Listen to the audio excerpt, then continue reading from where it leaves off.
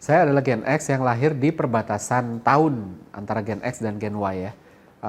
Ini kasih saya dua perspektif dan gaya hidup yang beda, jadi saya bisa ngerti kenapa Gen X berperilaku seperti itu dan kenapa Gen Y berperilaku seperti itu. Dan saya nggak terlalu kaget melihat perbedaan keduanya. Yang memang sempat bikin kaget adalah perilaku Gen Y ke Gen Z ya, transisinya. Jadi anak muda-muda, masih muda, pakai barang yang dipakai orang tua saya, barang-barang tampilan retro. Hingga akhirnya muncul istilah retro branding. Halo, saya Ignatius Untung, selamat datang di Marketing.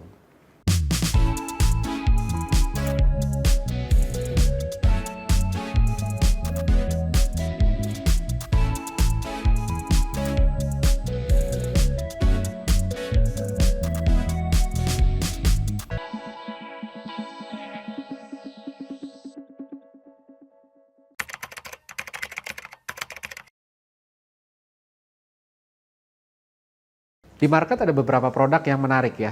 Pertama misalnya ada Nike Air Jordan atau Vespa, baik yang modern maupun yang klasik ya gayanya begitu-gitu aja, tinggal modifikasi sedikit. Terus ada Kawasaki motor Z900 RS. Belum lagi Royal Enfield, Yamaha XSR 155 atau Honda Scoopy atau Yamaha Vino, VW Kombi gitu ya. Dan lihat juga berbagai macam brand fashion dan personal care ya, logonya, iklannya, desainnya.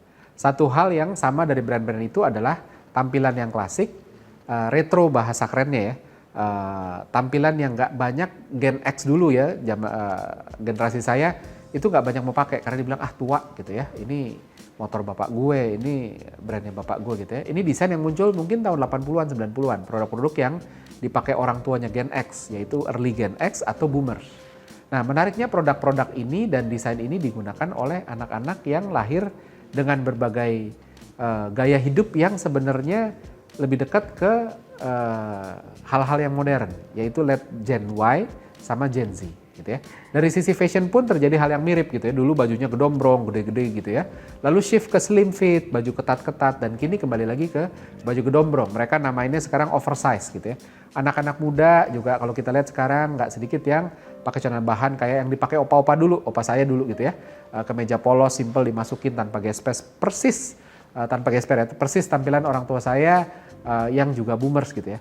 Jadi suka nggak suka ini terjadi dan mendapat sambutan positif dari konsumen, terutama konsumen-konsumen muda, dan berbagai tampilan klasik yang seperti ini pun mulai punya mulai punya nama retro lifestyle katanya kan gitu ya. Extensionnya ke marketing, retro look ini juga menular ke marketing. Beberapa brand membuat materi branding dan komunikasi yang terasa klasik gitu ya. Iklan dengan setting 60-80-an, bukan cuma visual tapi juga lagu, pakaian, dan berbagai macam aksesori. Garuda pun punya satu pesawat dengan desain klasik. Dengan desain yang jauh dari konsistensi brandnya yang saat ini dominan biru hijau. Dia pakai orange kemerahan gitu ya dengan tipografi yang klasik gitu ya. Yang memang dulu pernah dilakukan. Nah, pertanyaan besarnya adalah bagaimana ini bisa diterima oleh segmen yang diasosiasikan dengan modernisme, orang-orang, anak-anak muda yang akses ke hal-hal teknologi yang modern gitu ya. Yang pertama kita lihat dari sisi evolusi, ketika kita melihat bahwa dalam banyak hal tren berulang, baik fashion, gaya rambut, gaya makeup, desain style, produk desain, apapun itu. Sesuatu yang pernah trending muncul lagi dengan tambahan rasa yang berbeda. Evolusi ini juga didukung oleh literasi tinggi Gen Z. Terlahir sebagai generasi yang sudah melek teknologi gitu ya, membuat Gen Z ini punya akses luar biasa luas ke berbagai macam informasi melalui teknologi internet. Mereka cari apapun online gitu ya.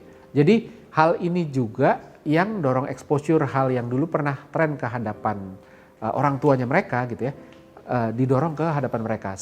Sebagian ngelihatnya sebagai sesuatu yang keren karena nggak biasa, sebagian lagi melihatnya sebagai pilihan yang mereka punya gitu, karena beberapa produk tersebut udah ada di rumah, warisan dari orang tua, punyanya cuma ini. Dengan berbekal kreativitas yang juga didorong dari literasi tadi gitu ya, maka produk-produk warisan orang tua entah tas, entah sepatu, entah motor, kendaraan lah ya, motor, mobil, dengan berbekal kreativitas produk-produk ini bisa tampil dengan rasa yang berbeda gitu. Jadi literasi ini pula yang membekali mereka dengan kreativitas untuk memodifikasi barang warisan orang tua, sekaligus ketertarikan akan cerita di balik sebuah produk gitu. Dan bener aja kan, Gen Z ini amat sangat menghargai cerita di balik sebuah brand karena literasinya membawa cerita lama yang tidak akrab di telinga ke hadapan mereka gitu ya. Dan itu jadi sesuatu yang menarik untuk mereka. Selanjutnya retro branding ini bisa jalan karena juga ini somehow punya sense of credibility, heritage brand. Di sisi lain tampilan retro secara langsung dan tidak langsung membangun persepsi pengalaman yang panjang. Seolah-olah ini adalah heritage brand, brand warisan yang udah eksis di market sejak lama dan ini secara nggak langsung memberikan kredibilitas sebagai pemain berpengalaman. Wah, ini brand yang lama nih, udah dari zaman bapak gue nih yang udah makan asam garam sekaligus simbol kualitas untuk bisa bertahan dalam waktu yang lama. Dan itu ngebangun persepsi positif di benak konsumen. Sehingga menggunakan retro brand yang mungkin bagi sebagian orang memberikan coolness effect ketimbang kuno effect. Jadi orang ngerasa cool. Nah, belum lagi ada nostalgia bias gitu ya. Walaupun diawali oleh generasi yang lebih muda, Gen Z gitu ya, atau late Gen Y gitu ya. Namun adopsi retro brand ini juga akhirnya jadi sesuatu yang menarik untuk segmen yang sebenarnya pernah bersinggungan langsung dengan tampilan ini di masa lalu. Misalnya Gen X juga mulai mengadopsi ini. Ini didorong oleh yang tadi, yang namanya nostalgia bias gitu ya. Ini adalah kecenderungan kita untuk melihat masa lalu sebagai sesuatu yang pleasurable untuk dikenang ketimbang sesuatu yang tidak menarik gitu ya. Ini terjadi karena apapun yang udah terjadi dan berlalu hanya tersisakan sebenarnya kenangannya doang.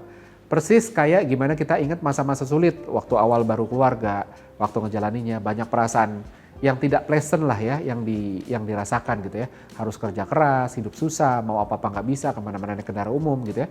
Namun ketika kita bertahan melaluinya dan progressing gitu ya, yang tersisa kan sebenarnya cuma kenangan positif ya. Bahwa kita udah lewat, kita udah ngelaluinya, kita udah susah-susah dan sekarang oke. Makanya orang selalu bilang, wah dulu tuh susah, kamu tuh sekarang enak dan sebagainya. Itu juga salah satu bentuk nostalgia bias itu tadi. Sementara yang menariknya adalah kenapa kita bisa mengenang itu dengan enteng, karena masalahnya udah hilang, karena udah lewat.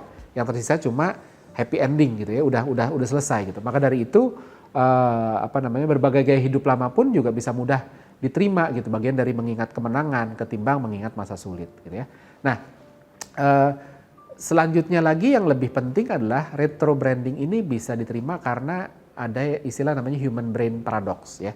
Manusia tuh punya banyak paradoks. Salah satunya adalah paradoks antara kebaruan dan familiaritas. Di satu sisi kita suka sesuatu yang baru karena mendorong ekspektasi, men-trigger dopamin, dan bikin kita apa nih gitu ya. Tapi di sisi lain sesuatu yang baru pun juga ngasih ketidakpastian yang bikin kita aduh jangan-jangan ini, jangan-jangan itu dan sebagainya. Maka dari itu apapun yang kita gunakan adalah kombinasi dari yang baru yang lama gitu ya. Sesuatu yang familiar kasih rasa aman, kepastian, tahu what to expect, dan kombinasi ini pula yang mendorong munculnya retro style. Familiaritas dari gaya retro yang memberikan kepastian, namun dengan rasa baru dan kemasan dan teknologi yang jauh lebih baik, bikin ini jadi kombinasi yang menarik. Jadi retro lifestyle ini memicu dopamin lebih lagi karena kasih rasa aman dari familiaritasnya, tapi dalam kemasan baru yang bikin penasaran. Dan ekspektasi kita tentang produk-produk ini pun meningkat. Gimana ya rasanya kalau pakai ini ya, keren kali ya. Desainnya familiar, cool gitu ya, karena ya ini zaman bokap tapi jauh lebih keren gitu dengan cara yang unpredictable.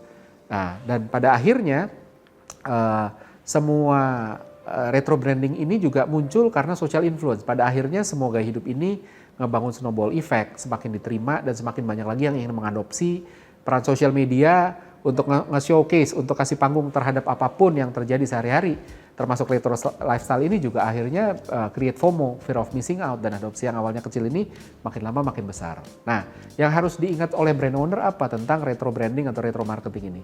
Pertama ada retro lifestyle atau appearance ini adalah fenomena menarik yang brand bisa ikutan riding the wave, tapi retro kind of things ini baiknya tidak untuk diadopsi habis-habisan oleh brand. Kecuali emang brandnya memposisikan diri seperti itu. Jadi balik lagi ke konsep brand, konsistensi adalah kunci dari apapun yang kita ingin bangun. Retro adalah tren dan tren akan terus berganti. Jadi kalau kita mengadopsi gaya ini secara habis-habisan untuk brand, bisa merusak brand konsistensi. Kecuali balik lagi tadi, memang itu yang mau brand perception yang mau dibentuk gitu ya. Kita lihatlah brand yang udah mempraktekkan. Garuda cuma punya 1-2 pesawat dari puluhan pesawat yang dia punya dengan gaya retro desain ya, cuma 1-2 yang retro desain. Yamaha juga sama, cuma punya 1-2 model yang retro. Kawasaki juga sama. VW juga sama gitu ya. Walaupun VW terkenal dengan VW Kodok, VW Kombi, tapi VW sekarang modern-modern. Jadi ketika dia menghidupkan lagi VW Kombinya, itu hanya bagian dari strategi tapi tidak merubah esensi dari brand itu tadi. Begitu juga dengan Nike gitu kan. Walaupun dia punya Air Jordan yang serinya banyak tapi jauh lebih banyak lagi yang memang core-nya dia gitu. Walaupun memang ada yang stylenya seperti itu kayak Vespa dan Royal Enfield memang mau diposisikan seperti itu. Maka dari itu balik lagi retro branding ini tren yang kasih kesempatan, kasih opportunity Tapi balik lagi ini jangan sampai terus abis itu membuat kita mengadopsi habis-habisan, kecuali mau positioningnya kayak gitu. Karena ini tren dan tren akan terus berganti. Oke, seperti biasa ada kuis dari bahasan kali ini. Pertanyaannya sebagai berikut.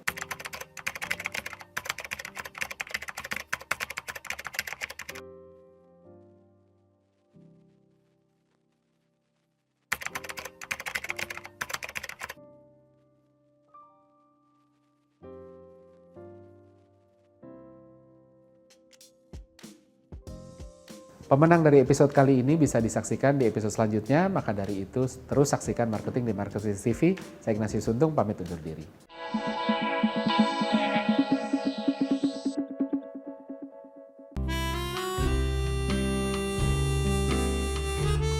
Gimana? Seru-seru kan videonya? Kalau suka, jangan lupa komen dan like ya. Masih banyak juga nih video-video yang keren-keren lainnya, gitu kan? Dan jangan lupa subscribe juga Marketing TV di sini nih.